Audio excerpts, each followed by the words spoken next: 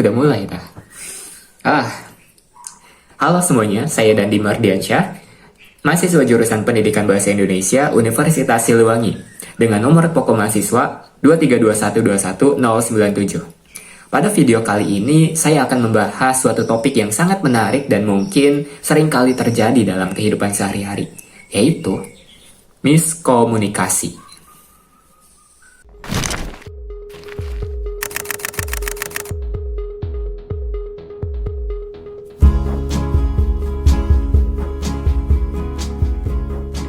Mengapa kita terkadang merasa sudah berbicara dengan jelas, akan tetapi orang lain tetap salah paham? Ternyata ada penjelasannya loh yang menarik dari teori psikolinguistik, khususnya dari hipotesis Sapir-Whorf. Jadi, mari kita bahas lebih dalam. Pernahkah Anda mengalami situasi di mana percakapan yang Anda lakukan berakhir dengan kesalahpahaman? Contohnya, Anda mengatakan kepada teman, "Nanti saya coba ya," yang bermakna usaha tanpa kepastian, tetapi teman Anda mengartikannya sebagai suatu janji yang pasti. Jadi sama dengan orang Batak. Kalau tetangga bilang Kemudian, sama Batak, dalam begini budaya terus. di daerah tertentu, seringkali Kenapa? menggunakan Sama-sama ungkapan keras. dan logat yang keras Yang karena satu memang tindaku, sudah yang menjadi satu nyuruh. kebiasaannya Dan sama. sehari-hari. Akan tetapi, bagi orang yang tidak tahu dan tidak terbiasa, ia akan menganggap sebagai sesuatu yang serius dan mengancam. Nah, fenomena ini menunjukkan bagaimana perbedaan bahasa dan cara berpikir dapat menyebabkan miskomunikasi. Konsep ini dapat dijelaskan dengan teori Sapir-Whorf. Menurut hipotesis Sapir-Whorf, bahasa yang kita gunakan membentuk cara kita berpikir dan memahami dunia. Artinya, individu yang menggunakan bahasa berbeda dapat memiliki pola pikir yang berbeda pula. Terdapat dua konsep utama dalam teori ini. Pertama, relativitas bahasa yang menyatakan bahwa perbedaan struktur bahasa terdapat pada kognitif non-bahasa.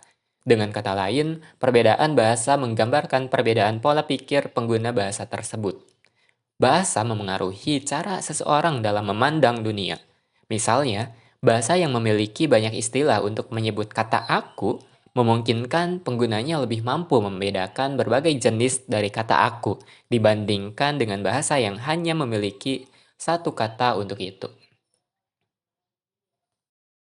Kedua, determinisme bahasa, yakni suatu struktur bahasa memengaruhi cara pandang individu terhadap berbagai persepsi yang ada. Oleh karenanya, realitas ditentukan oleh bahasa pertama. Bahasa dapat membatasi atau mengarahkan pola pikir seseorang. Jika suatu bahasa tidak memiliki kata khusus untuk suatu emosi atau konsep tertentu, individu yang berbicara dalam bahasa tersebut mungkin akan lebih sulit untuk mengekspresikan atau memahami konsep tersebut dengan akurat.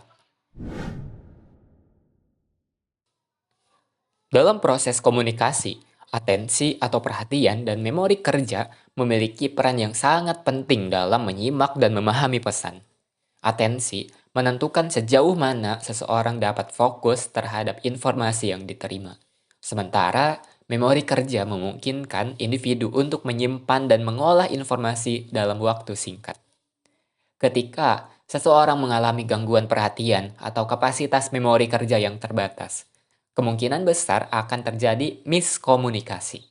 Oleh karena itu, tidak jarang kita merasa bingung atau salah paham meskipun kata-kata yang digunakan sudah terdengar jelas.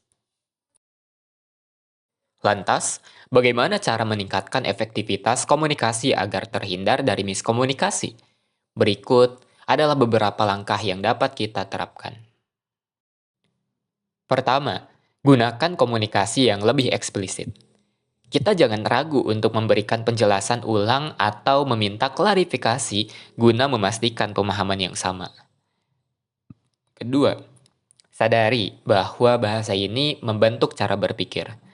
Kita jangan langsung menganggap orang lain salah paham karena kurang cerdas, tetapi cobalah memahami perspektif mereka. Ketiga, Sesuaikan bahasa dengan konteks komunikasi. Kita harus memperhatikan apakah lawan bicara kita terbiasa dengan komunikasi high context yang memiliki banyak makna tersirat atau low context yang memiliki makna langsung dan jelas.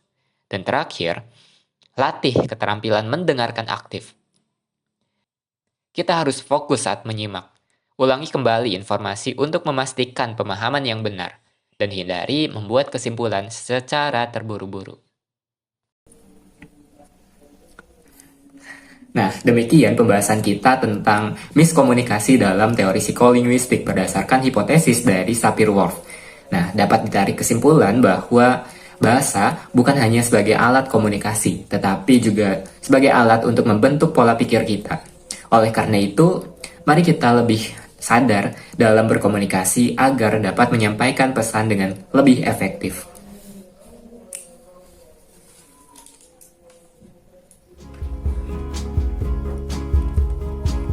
Home so far away,